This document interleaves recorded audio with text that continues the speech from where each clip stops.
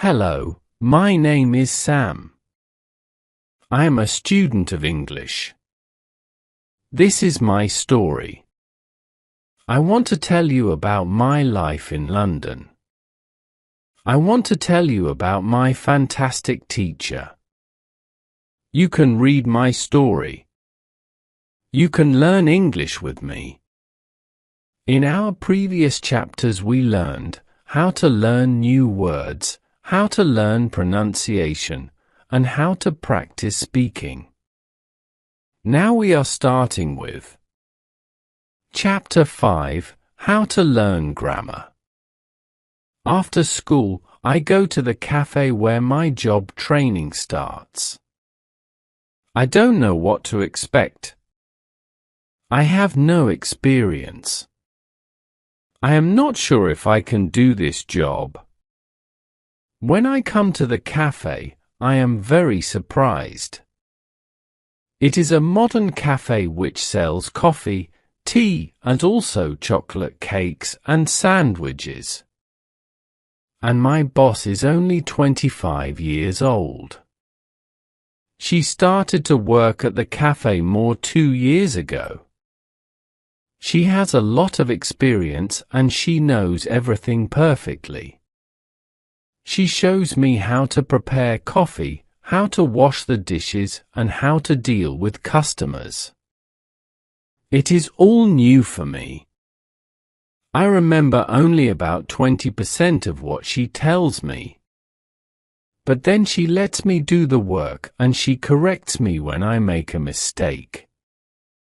She is very friendly and I learn fast. After the first day at work, I am very tired. But I am happy that I have a job. The next day is Friday and I go to school again. One student asks an interesting question. Sometimes when I speak I am not sure if I speak correctly. I am not sure if I use correct grammar. Can you help me what to do if I want to learn grammar? Our teacher says, "Thank you for your question." There are two groups of students. Some students study English because they want to be able to speak. Some students study English because they want to pass an exam. For each group the situation is different. First, I will speak about the students who need English for speaking. If this is you, you don't have to study grammar a lot. When you learnt your native language, you also learnt it without studying grammar. You can learn English grammar naturally by using the language. The best way to learn grammar naturally is by reading a lot. Books are written in good grammar. When you read, you will learn grammar in the context of the whole sentence. I also recommend shadowing. When you do shadowing, you practice the correct grammar. You do it naturally. You don't have to try to remember anything. You only copy sentences with correct grammar. If you need English for speaking but also want to study grammar, you can visit Grammar in Levels. This website shows what grammar is important for the different levels of English. You can find the most important grammar rules for speaking there. The second group of students are those who study English for passing an exam. If you are one of these students, I recommend studying specifically for this exam. It can take the versions of this exam from the past years if it is possible and train with them. Of course, your exam will be a little different, but the structure is usually the same or very similar. From my point of view, the versions of the exam from the past years are good training materials. Then I recommend going to the exam only when your results in the training materials are such that you can pass the exam successfully. Did I answer your question? Yes, thank you, says the student.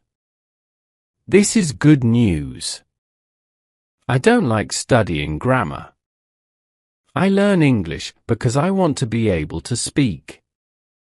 I don't need to pass any exam. I am happy that I don't have to study grammar much. I like reading and I am happy that I can learn grammar by reading books. After the lesson, I go to a website which has grammar rules. It is really a nice website. There are grammar rules with examples for each level. They have 3 levels. These levels are 1,000, 2,000 and 3,000 words. In the afternoon, I go to my work. It is my second day and I can already do a lot of things by myself. But my boss helps me when I need it. I see that my work is not very difficult. Also, I can practice English when I speak to our customers. When you want to have good grammar, read a lot. Chapter 6. How to test your English. It is Monday again, and I go to my school. Our teacher asks us what we did at the weekend. I say that I was at work on Saturday. I say that I can already do my work well. I say that I am happy when I can speak to our customers. When I speak, one of the girls in the class asks me, "What happened to your voice? You sound very different from what we heard last week. Your pronunciation is very good." I smile and I say, "Thank you, I used shadowing on Saturday evening after my work and the whole Sunday. I tried to speak like a native speaker. I know that it is not perfect, but I also see a big change in my pronunciation." Our teacher asks if other students try to practice shadowing. 3 students say yes. One of them is the student from South Korea. He also likes this technique. One student says that she tried the technique, but her mouth was in pain after 5 minutes of shadowing and she stopped. She also says that she wasn't always able to repeat everything because the recording was very fast for her. Our teacher says, "Thank you for trying out this technique. If you do shadowing for the first time and your mouth is in pain after 5 minutes, you do it correctly. You'll need to train your muscles to this new way of speaking. It is like going to the gym for the first time. Your muscles can hurt if they are not trained. If the muscles in our mouth hurt, you can take a break after 5 minutes of shadowing and you can continue a bit later. With every 5 minutes of practice, your pronunciation is better." Shadowing has also other advantages.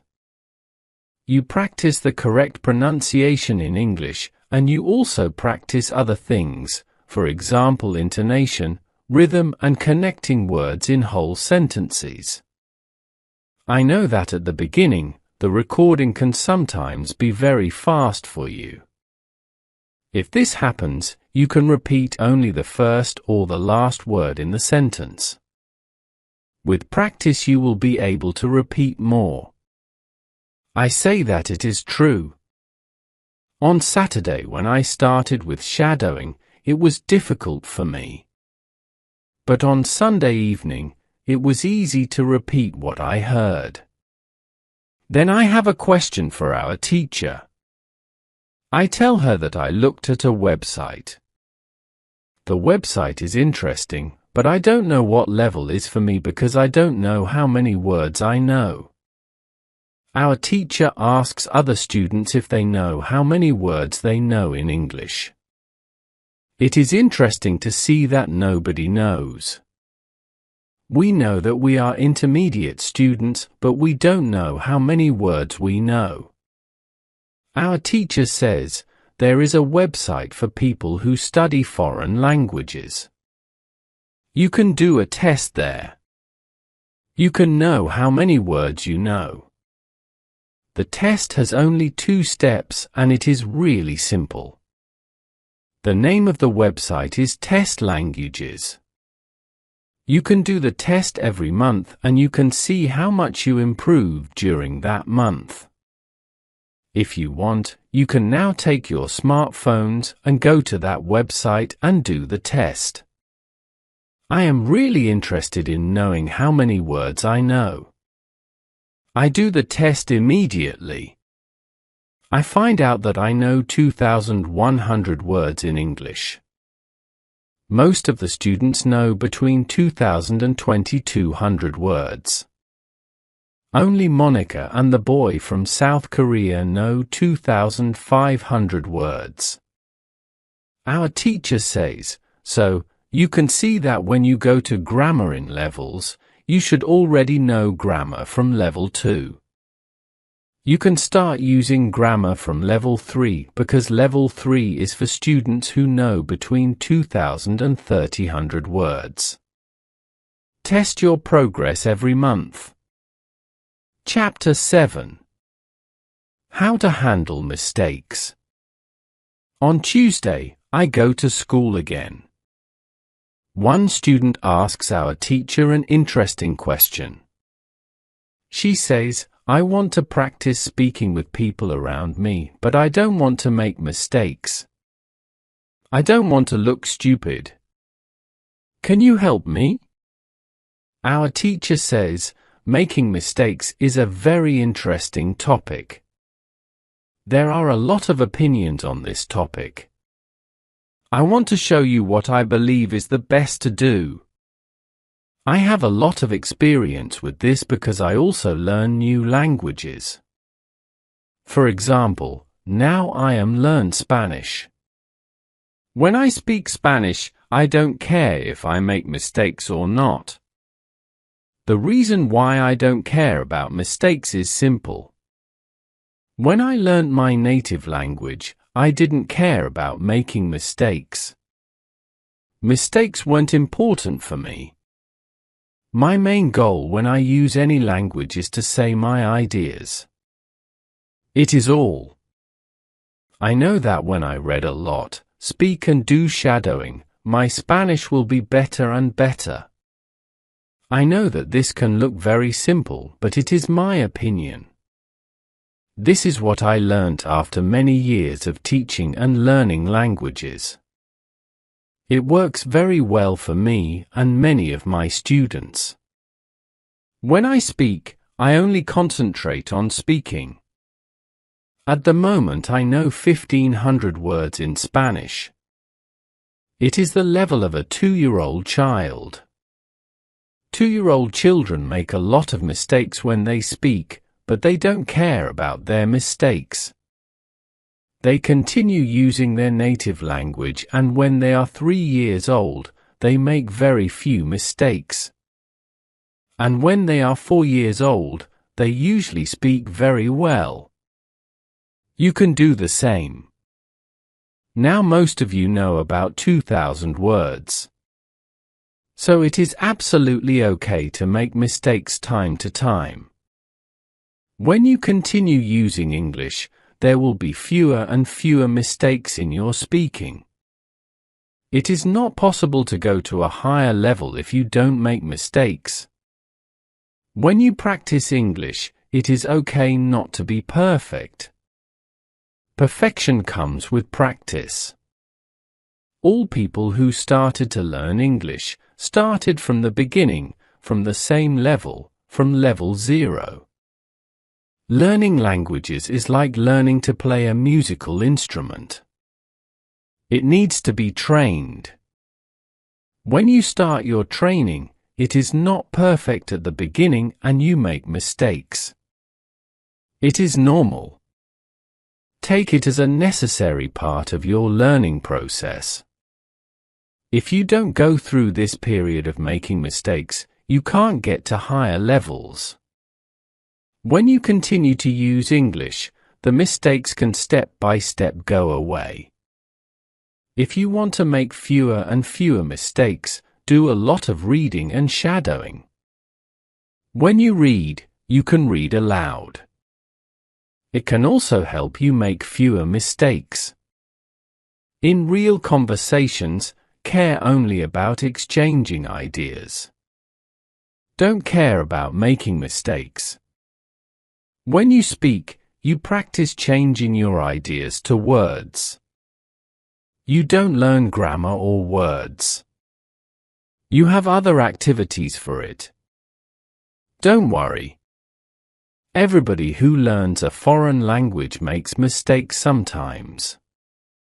Famous people, bosses of big companies or politicians make mistakes too. When you listen to these people on TV, you see that they don't care about mistakes. They care about what is important, and it is saying their ideas. You can do the same. Does it make sense? The girl says, "Yes, thank you." If you don't want to make mistakes, do a lot of reading and shadowing.